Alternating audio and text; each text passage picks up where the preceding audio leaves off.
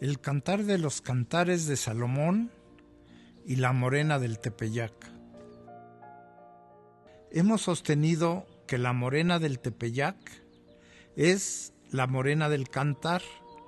y que ambas se dan a conocer como la sabiduría de Dios, solo que la sabiduría que se presenta en los libros sapienciales y a la que se refieren algunos profetas, especialmente Baruch, a quien el Espíritu Santo le reveló que existía el camino de la sabiduría y que sería el mismo Dios quien lo daría a conocer, porque fue voluntad de la sabiduría que su doctrina se difundiera como profecía para las generaciones remotas, que hoy sabemos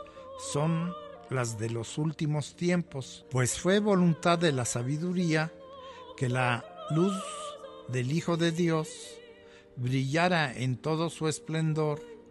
antes que su propia doctrina, tal y como le corresponde, camino que el día de hoy nos lo da a conocer Jesús para salvación de gran parte de la humanidad y para gloria de su única casa. La sabiduría de la que hablan los libros sapienciales no es la sabiduría intrínseca de Dios, pues Él nunca nos ha hablado de ella, ni tiene por qué mostrarla, pues ésta se encuentra patente en todas sus obras y en todos sus hechos. Máxime que la sabiduría intrínseca de Dios es el principal atributo de la Santísima Trinidad y es innata, eterna, inconmensurable, sin límites, es decir, que no tiene principio ni fin, pero sobre todo es incomprensible para la inteligencia del hombre, mientras que la sabiduría que se presenta principalmente en los libros sapienciales tiene principio y fin y posee su propia personalidad, al grado que llegó a ser personificada por sus escribas y presentada por sus hechos como un espíritu diferente a Dios. Y precisamente así es, pues ella viene a ser la asistente del trono,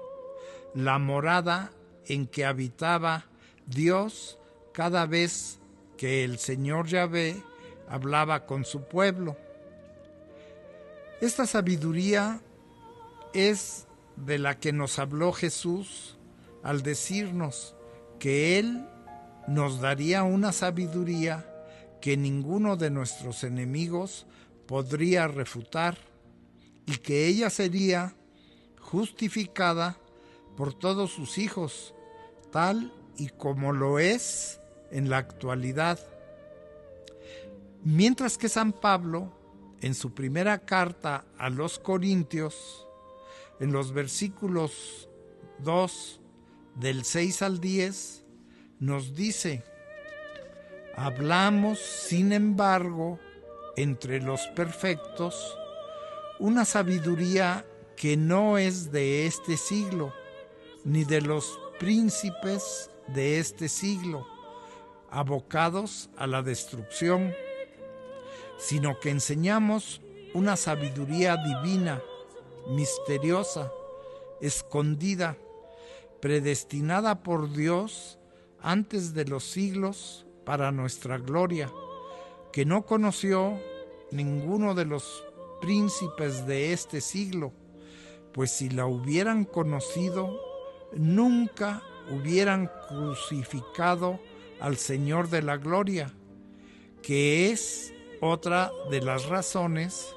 por la cual María se mantuvo escondida. Pero según escrito está, ni el ojo vio, ni el oído oyó, ni vino a la mente del hombre lo que Dios ha preparado para los que le aman. Sin embargo, su iglesia, al vislumbrar la grandeza de la sabiduría, constantemente veía en ella los dones que poseía María, por lo que en una cierta época María fue presentada en múltiples pinturas como la sabiduría de Dios. Sin embargo, como no existía ninguna revelación al respecto, la Iglesia se separó de este camino, por lo que hoy Dios nos ha revelado por su Espíritu, que el Espíritu lo escudriña todo hasta las profundidades de Dios, que María y la sabiduría son la misma persona, para gloria de todos los que la amamos entrañablemente. Por lo tanto, este Espíritu, que no es otro que el Espíritu Santo, ha querido revelarnos al final de los tiempos no solo lo que acabamos de decir, sino también sus caminos y qué es lo que ella desea, tal y como María nos lo anunció en su aparición en Fátima,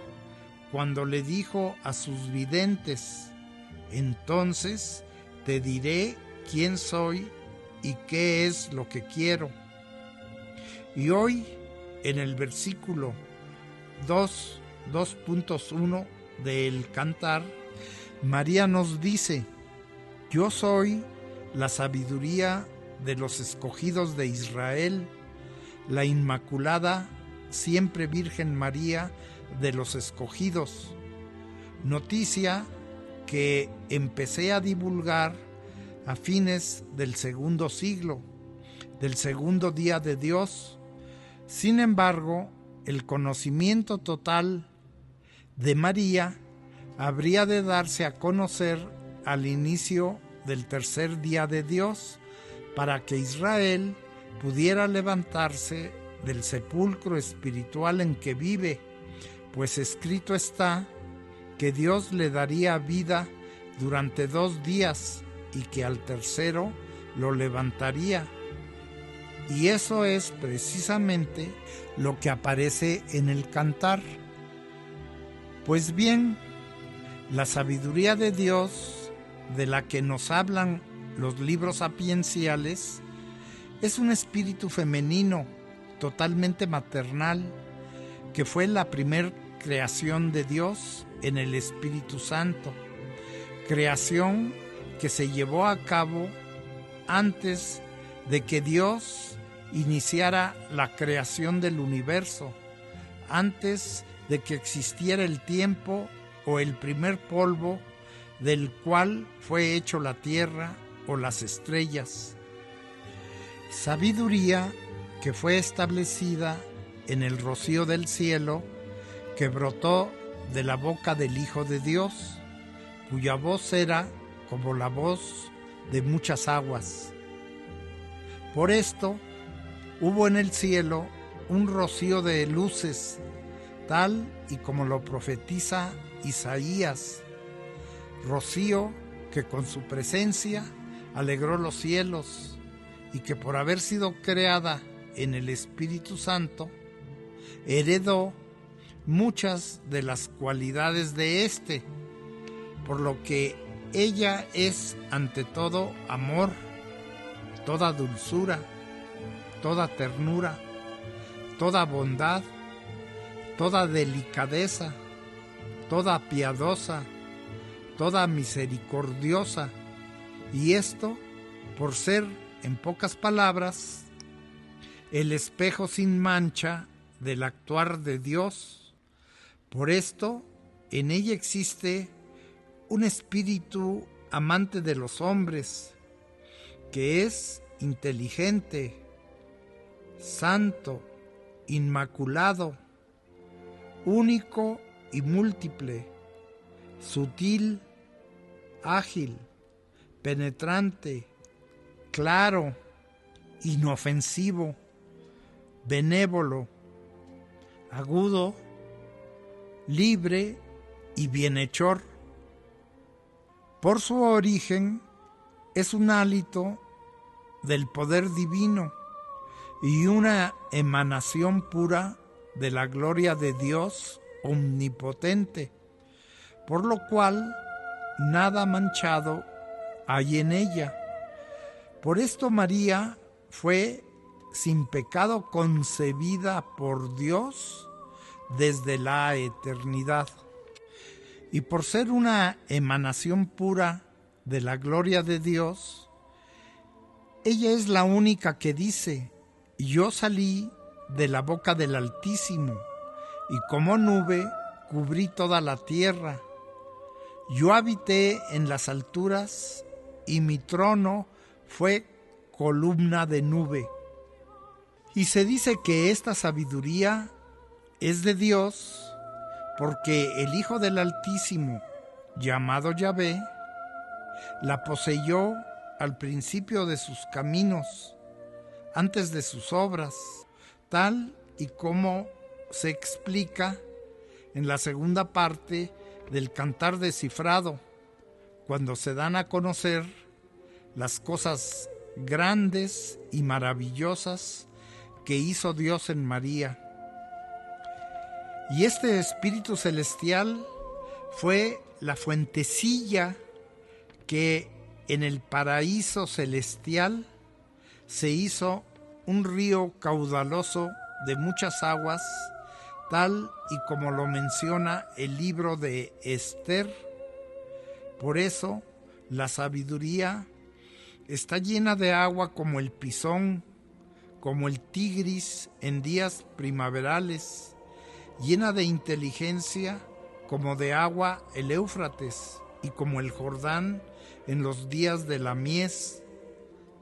Rebosa como de agua rebosa el Nilo y como el Geón de los días de la vendimia. Y como un gigantesco cometa, ella sola recorrió el círculo de los cielos, es decir, su órbita, y se paseó por las profundidades del abismo hasta llegar al planeta Tierra, que en esa época era una bola de fuego y todo era caos. Y ella, como nube, cubrió toda la tierra, y a una orden del Hacedor de todas las cosas empezó a llover, lo que ocurrió durante el segundo y tercer día de Dios,